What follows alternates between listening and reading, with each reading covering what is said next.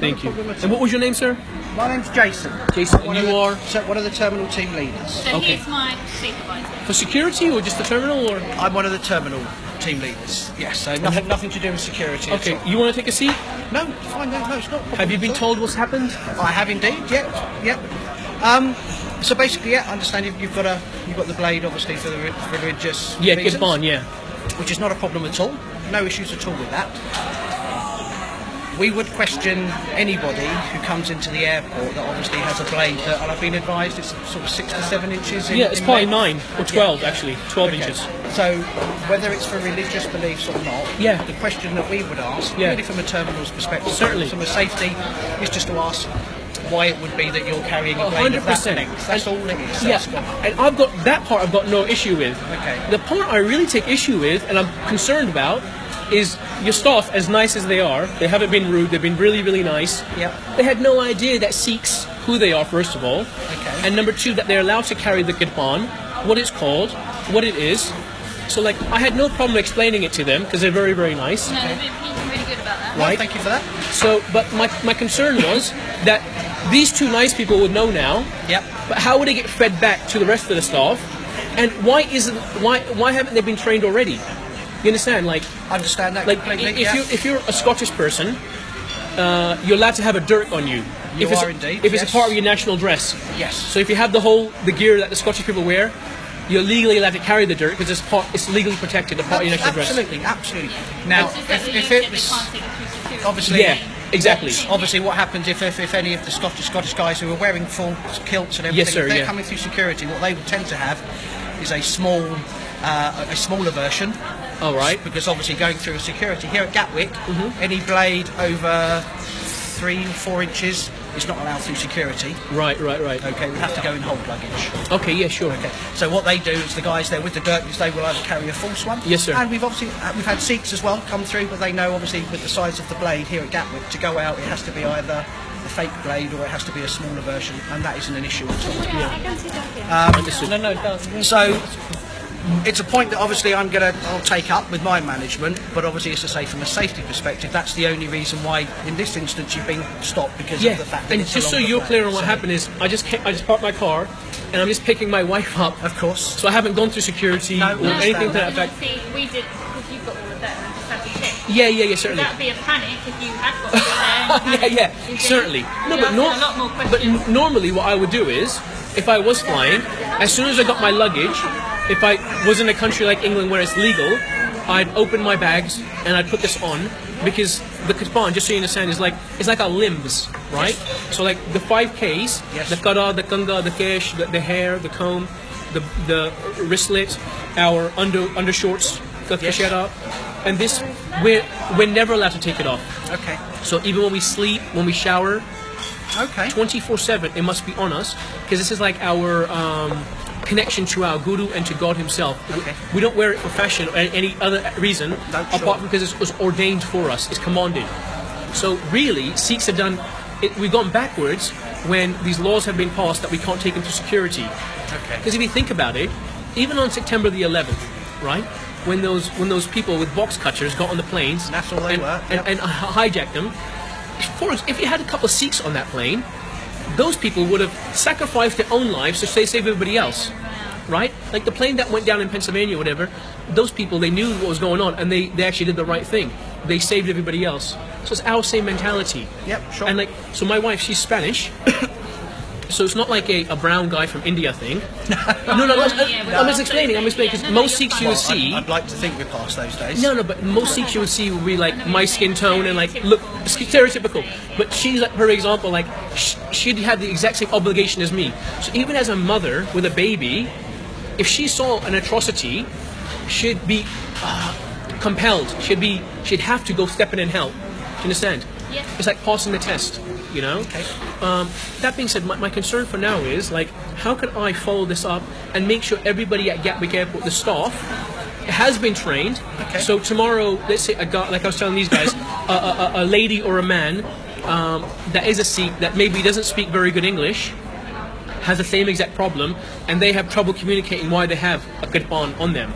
And, you know, they could be in the back of a police van before you know it. Because most times that police come, they say, okay, he's a Sikh, they know, it's not a problem. But every once in a while, even the police are not aware, Sure. and you could be in the nick before they figure it out. Yeah. So like, what really concerned me about the situation is that in 2017, we still don't know, like, you know, like, as staff, No, take that on board. and weapons, like, everybody should be clear. Like, the dirk is legal, you're allowed to carry it, not for security. This is a Sikh, this is what they look like. Yeah. I can understand if, like, we didn't have any other identifying marks, right? Like, You've got a couple. yeah, got this massive turban. Yeah. My wife has a turban. You know, would have She's been more got- handy if they said we were given a guy in a grey tracksuit. Yeah, certainly. And today's my day off, so I came to my wife up, so I'm just trying to dress as comfortably as possible. No, that's a fair one. Yeah. What I will do, obviously, from a terminal perspective, Yeah. just obviously as you say, I know we're recording it as well. But what I'll do is I will actually highlight it to my management. Yes, what sir. I will also do is I will actually send an email to the public relations customer service team here at Gatwick as well. Yeah. So I will escalate it up to that link. Yes, sir. And I will actually ask them how we can make sure that this message goes out across the airport. Awesome. North and south. And Because, I'll you know, ask that. worst case scenario is, we live in such a high tension time that some nice old lady or a nice gentleman can say, oh, there's a guy with a weapon. That gets said to the police. The police already have automatic weapons, and he's shot before you know it. I mean, it happens in America every single day. Yeah. Thank God we're not in America right now, it's in England.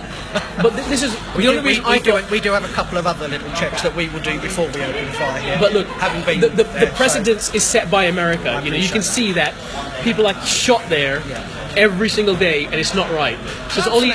Thank God we live in England. Is all I'm saying. So I love Great Britain because they're sensible people here. So that's what I'm going to do. Okay. From my perspective, what you can do as well. Yes, sir.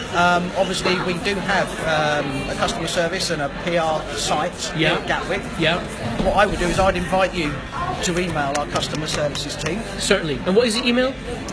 Just customer.services@gatwickairport.com. Services. Yeah, at gatwickairport.com. Okay.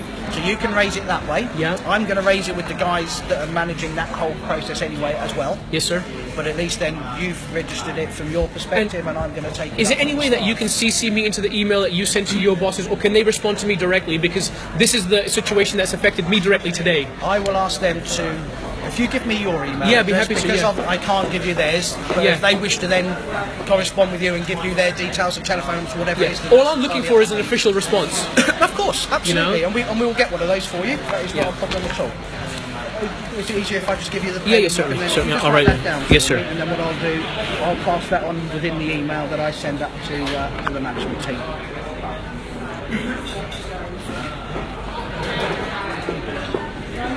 Yeah, apologies for the delay. No, I know you're busy, sir. I was right down the bottom of I was about as far away from here as I could possibly get, actually. No, and then I had a bag in between, so he's been really good waiting.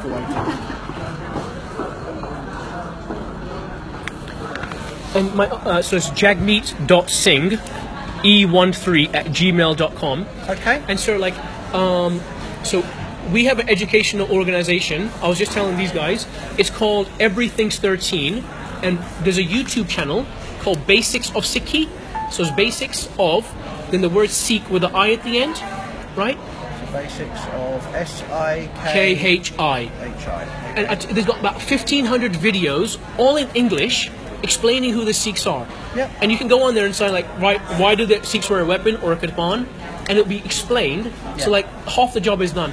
And above and beyond that, like, we have some really great professional speakers that can come and help train anybody. Like, actually, some of the speakers go all over the world and all over the UK.